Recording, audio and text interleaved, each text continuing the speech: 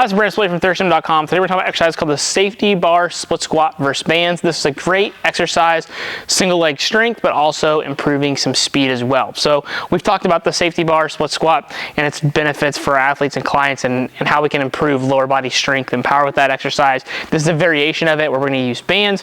And so what the bands are going to do is they're going to provide a good difference between the strength curve. So we're going to have less on the bottom, more at the top, but we're also going to have the overspeed eccentric. So they're actually going to be pulling us down faster than gravity would by itself. And so as we go down, that stretch shortening cycle is going to stretch our tendons and our muscles, and that should let them contract faster, letting us get more powerful and explosive. So I really like this for improving power for my athletes from a single leg perspective. Most sports are usually played on one leg to some degree, whether you run, change direction, jump, something like that. So you can see a lot of benefits from this particular exercise.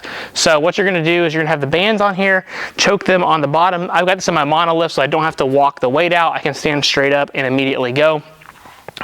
But usually you're going to do this more in a dynamic fashion for speed. You could certainly do it for strength, and I'll kind of show the differences between the two here as I kind of walk you through it. So we're going to get underneath the safety bar here, hold on to the handles, unrack. Since I'm in the monolift, I don't have to walk it out and change my foot position here. All I got to do is basically go into split stance, but most of your athletes are probably going to have to walk it out in a regular power rack. I'm just doing this for ease today. And so what you're going to do, one leg forward, one leg back. If this were a regular strength exercise, I'm not going for speed. I'm just going to go down under control and back up. Now, if I was going to do this for speed, I'm going to go down and back up as quickly as I can.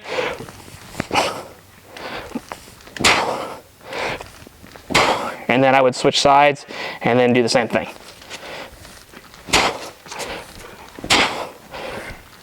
And then go back to the rack. Now, the one pitfall to this exercise for doing it for speed is your athletes are going to have to be pretty strong because the bar itself is 65, at least our safety bar is.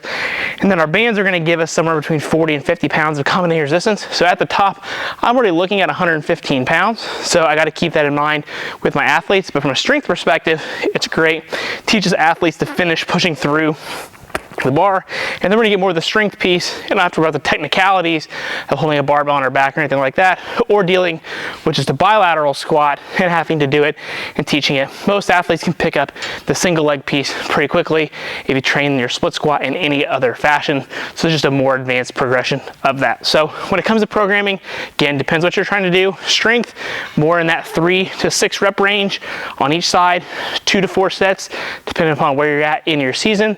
If you're doing this more for a dynamic approach, I usually say 2 to 3 reps on each leg, explosively as possible, and anywhere from 3 to 6 sets on each side.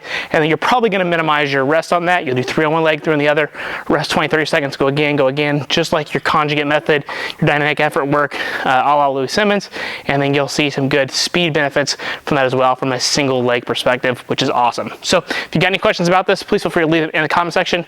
Thanks. Have a great day.